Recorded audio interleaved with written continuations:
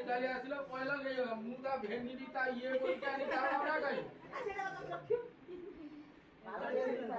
ଉଠେଇ ଦେ ଥଣ୍ଡା ଟିକେ